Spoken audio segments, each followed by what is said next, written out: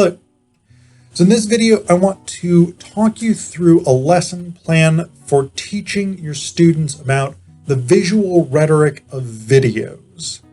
So this would follow up from the lesson plan that I had done before about introducing visual rhetoric, because some of the same principles are going to apply.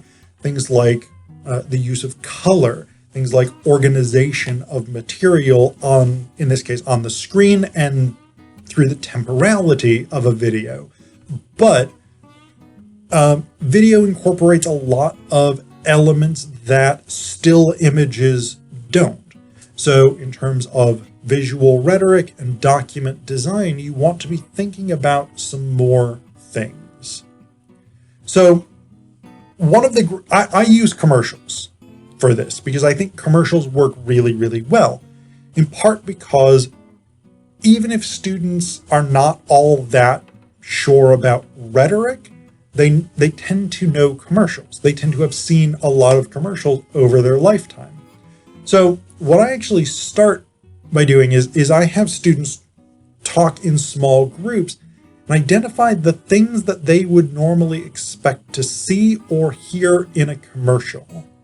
So the elements of visual rhetoric in a commercial. What do you see? What do you hear? What kinds of things do commercials tend to do? And I give them a few minutes to come up with a list, talking again with the people around them. And they usually come up with really good stuff. And then I put that up on the board, and I often will follow up after a student says background music or a color scheme, information about the product, whatever it is, whatever they come up with. I will often follow it up with why. Why do commercials do that particular thing? And then we talk about it. We talk about what commercials achieve by incorporating those particular elements in terms of how do they engage viewers? How do they convince us to want this product? How do they create an atmosphere or an environment or a mood or an aesthetic or whatever it is? What is this thing doing? And students tend to be very good at this because, again, they've seen a lot of commercials over their lifetime. So we get a pretty decent list up there. And I do actually recommend that for you as the instructor, maybe come up with a list of your own. And then if any of the things you really think are important don't make the list from the students, you can add those at the end. Like this semester when I was teaching this lesson, one of my sections didn't put up their voiceovers or narration. And in my other sections, we had really good conversations about that. So I wanted to add to that one. So I think that's a good approach to take. Then I do have them watch 3 commercials for homework. You can choose any 3 that you want. I used this semester a Chanel No. 5 commercial, which was very sort of artsy. I used a Jeep Liberty commercial where a bunch of animals leap into the Jeep through the sunroof and have a jolly sing-along with the driver. And I used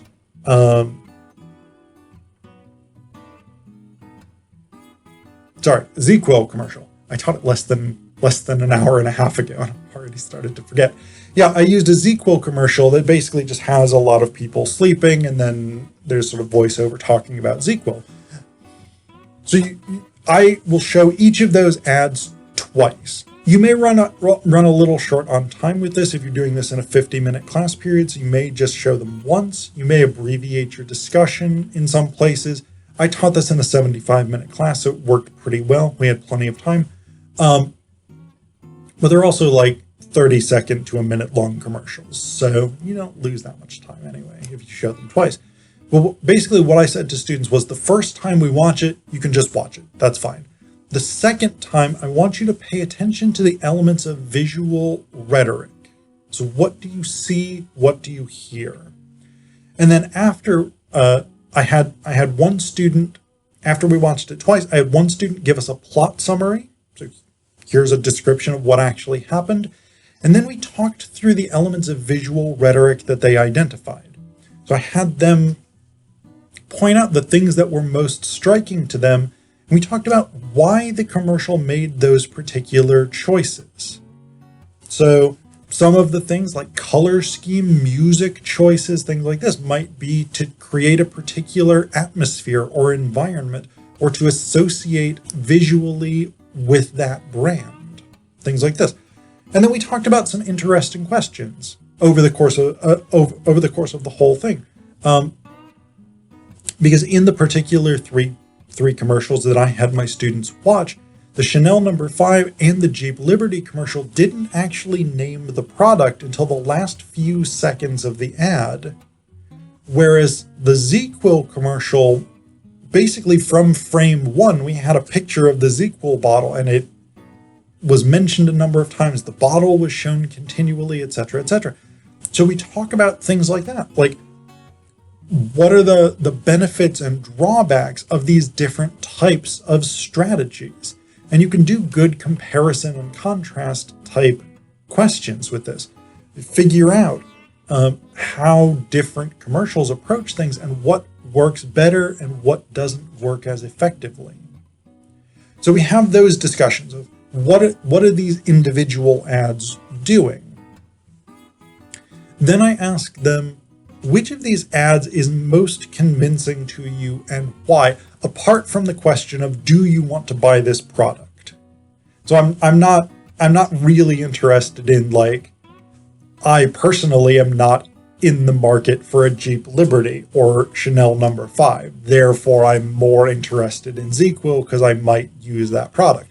That's not really the kind of question I'm interested in. What I'm interested in is, based on the techniques that these commercials use, which would be most likely to sell you some kind of product. And I think students have a little bit of trouble conceptualizing that because a lot of times, at least in my experience, they will tend to fall back on, like, I liked this ad because that's a product that I appreciate, but they will also point out things that actually worked really well and that would motivate them, strategies, rhetorical techniques within these ads that would make the ad effective for them. Then I go back to each of the three commercials and ask one more question about them, which is, if you were making your own commercial, what would you steal from this Chanel No. 5 ad? What did they do really well that you would want to do in your commercial? Same thing with the Jeep Liberty ad. What would you steal? Same thing with the ZzzQuil ad. What would you steal and incorporate into your commercial if you were making one? And this gets students thinking about using these commercials as potential models.